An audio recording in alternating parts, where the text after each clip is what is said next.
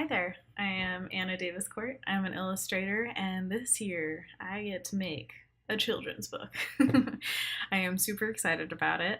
This is because of the Adobe Creative Residency, which is a program that Adobe started so that artists from many different walks of creative industries can create a project that will launch their career from where it is right now to where they want it to be. So I basically I'm gonna just tell you the story of this miraculous thing that happened to me. So I'll start with when I was in school. So I went to the Art Institute of Portland, and I studied concept design there and animation a little bit. And I got to meet this incredible artist named Lee White. He was one of my teachers, and he basically can draw anything, and he chooses to make children's books, and he also teaches phenomenally. So basically, like, everybody at school knew this guy is golden. And I'm mentioning him because he comes up later in the story several times. Right out of school, when I graduated, I got a job at a video game company making assets for mostly mobile games, and it was fantastic to get the feeling of having a job straight out of school. It's art oriented. A lot of people there were friends of mine from school who are very talented artists themselves, and everything just meshed really well. But the work wasn't exactly what fed my soul. It just felt like I want to create my own art at a certain point. And so I did. I started making so many things outside of work that it became more than what I was creating at work. I made an entire portfolio, and I kept on creating pieces that I really enjoyed making. So that's what I spent a lot of my time doing.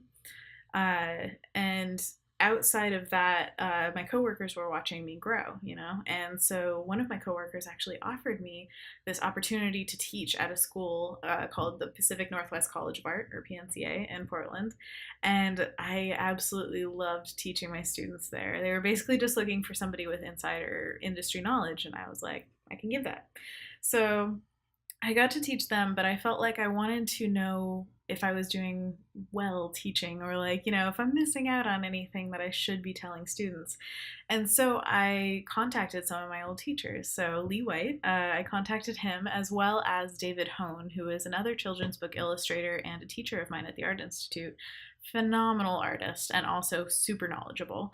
So I was asking them for advice, and through that, Lee offered for me to teach at SVS, which is his online school, and basically gave me the opportunity to make a video for them, which paid off in such weird ways that I never expected, and got me back into contact with David and Lee, which was fantastic.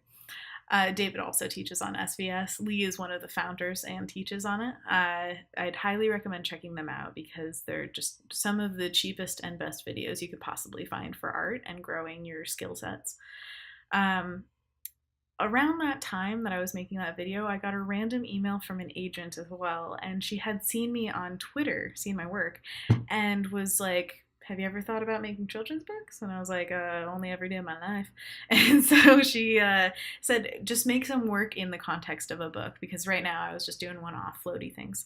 And so I was like, okay, I'll put together a book dummy. I did chapter headers. I made a cover for a book, and I was just like, all right, here's all the stuff. Never heard back from her. But blessing in disguise, I had all of that for the proposal for the Adobe Residency, which was just coming around the corner. I had heard about it a few years earlier from Sid W, who's another Adobe Creative resident and a fantastic artist. She does Trash Dubs, if you know of those, and she's also like an illustrator animator mixture. She's just fantastic. So after the agent email, I applied, and I had all of the stuff from it, from what the agent had asked me to create, as well as the SVS video. All right, so here's the process of what I went through when applying with Adobe. So I was at this job that was kind of stagnant, and I felt really grumpy this one day, and I actually work at the same I worked with my husband at the same place. His name is James, and I was just having a bad day. We were both really grumpy, and we were just like, oh, I just want to like make dinner and go to sleep. And we were just like trudging out for the day, and then I got this email on my phone, and I was just like, James, Adobe emailed me. Ah! like this crazy thing that we never thought out of a million years like I would ever get picked for any of this. And it turned out to just be like the tip of the iceberg, but it was amazing. That day was like endorphin levels were off the charts. I was just so happy. And I got emailed saying they want a video chat. And now I was thinking, like, oh, this will be an interview. So I'm just freaking out for about a week until it happens. And I'm just like, okay, I'm really well practiced. I know my elevator pitch and I'm just like ready to do this. And she calls me with this is Julia. Julia runs the entire creative residency, and she's a fantastic person. I just love her. But she calls me on the video call, very professional, and she's like, "All right, do you have a pen and paper?" And I was like, "Yes." And then she just lists everything that they want me to change in my proposal. And so I'm like, okay, I can do this. And I wrote down every little bit that I could possibly like get down, and I changed all of it. I mean, I had a completely different proposal by the end of it. By the way, both of these proposals are on my Behance page, so you can see the difference between the two. During that time, they actually wanted me to make a more detailed timeline of what it would take to make a children's book and get it published within a year. So I reached back out to David Hone and Lee White, familiar names, to figure out like what details I'm missing because I'm an outsider in the industry. They've been doing it for years and I had no clue what it actually took. And all I knew was my goal was to make a book.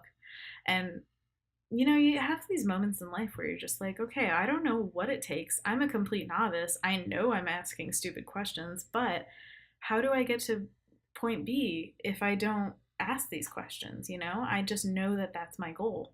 So I went for it. I asked them, and they were just beyond nice about it. And David gave me so much information about how to just do a children's book, make it from top to bottom. And he never like, you know, he never made fun of me or anything, which you'll find that everybody in any industry who's gotten that far, they're all nice.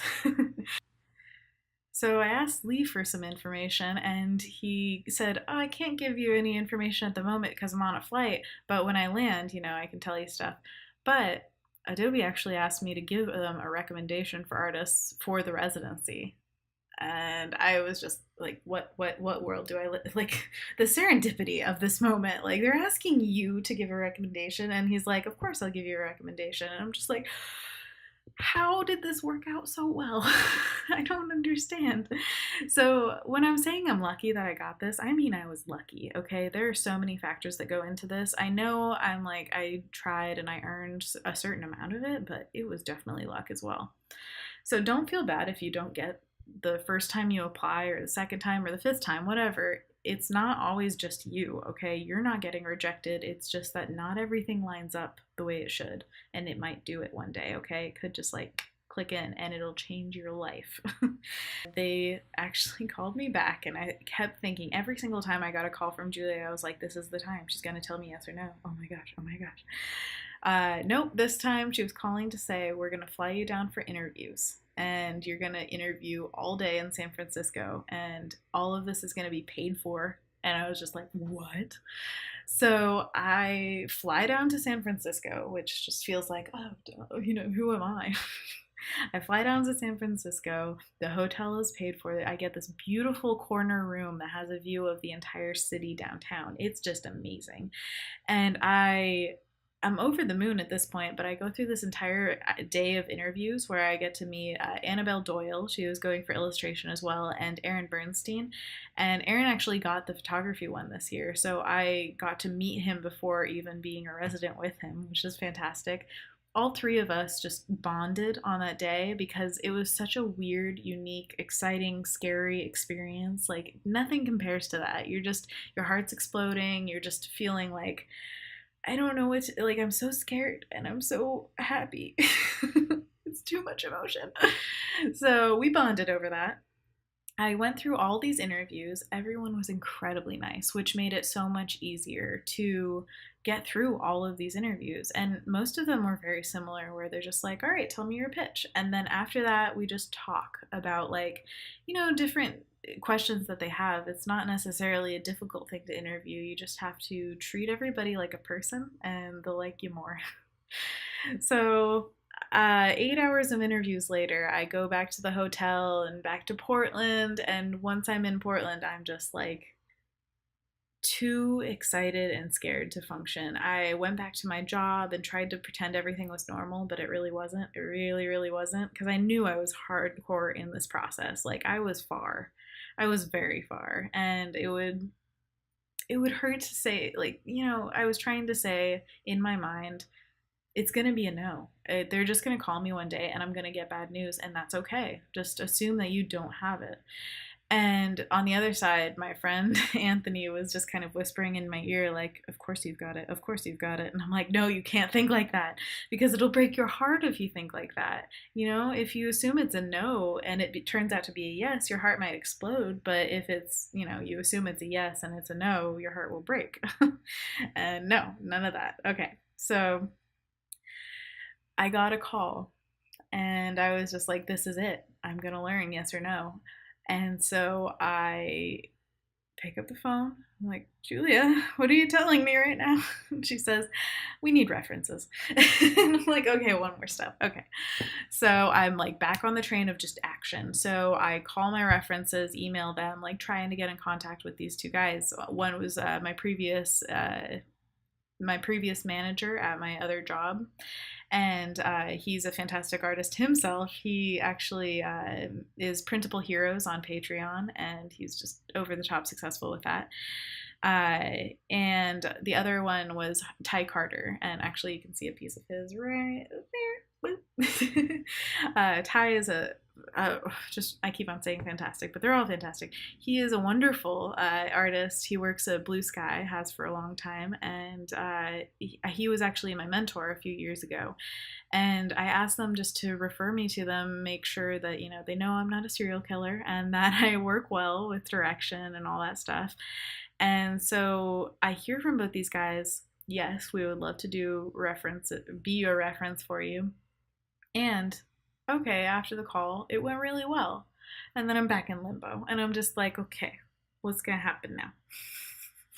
And then one day I'm cooking dinner. Okay, it had to be while I was cooking dinner. Julia calls and I see her name on my phone, Julia-Adobe. And I'm just like, it's happening. It's actually happening this time. There's no way. So I turn everything off as quickly as I can, but I get there too slow and the call gets missed. And I just wait and I'm like, she's going to call back. So I make sure everything's turned off and I just get ready and I just, moment of silence. And then she calls back. Thank goodness, Julia. And she just says, like, all right, congratulations. I want to offer you the Adobe Residency. And I was like, wow, of course, freaking out, like, oh my God, this is happening. And I say, yes, Julia, yes. What am I here for? This, always. Oh my gosh.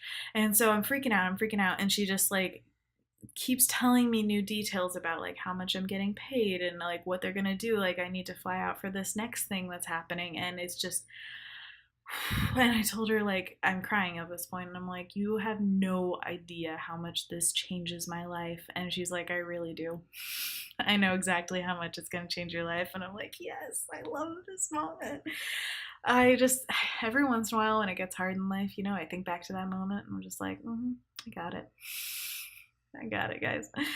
So after that, I cried and hugged my husband and we danced for a long time and we told our families and it was still a secret and it was really hard to keep it a secret until I believe it was like May 8th or something. We got to actually, no, was that it? Yeah, April, May.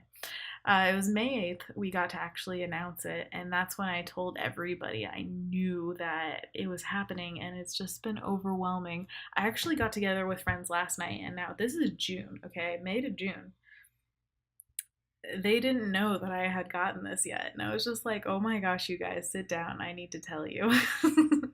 And it was just another overwhelming, like, I got this. And every day I wake up and I feel like I got this. It was just, it's already been so life changing. And the year is just barely started. And I know it's going to go by so fast, but it's been a spectacular ride so far. Meeting the other residents, like I feel a bond with them deeper than so many people that I've just, met. They are all fantastic people and I would suggest, following all of them. Of course, I'll put links in the description. And most of all, what I want you to get from this video, I mean, I know it's my story, but I want you to apply. If you are an artist of any denomination that they use in this project, there is no reason for you not to create work outside of your work. Always keep a passion project going because you never know. It might not be the residency, but it will pay off in some way. When somebody asks you, like, where do you want your career to go? You can show them that and be like, this is what I want to do. And you never know if they're going to hire you for that. And it's much more likely if you have something to show them. So always keep something on the back burner and apply to this residency and any other residency you can find. Any program that's designed for an artist to thrive, I suggest you do it because why not? You don't have to spend a million years on the proposal, and it is so worth the investment. So thanks for watching and have a fantastic day.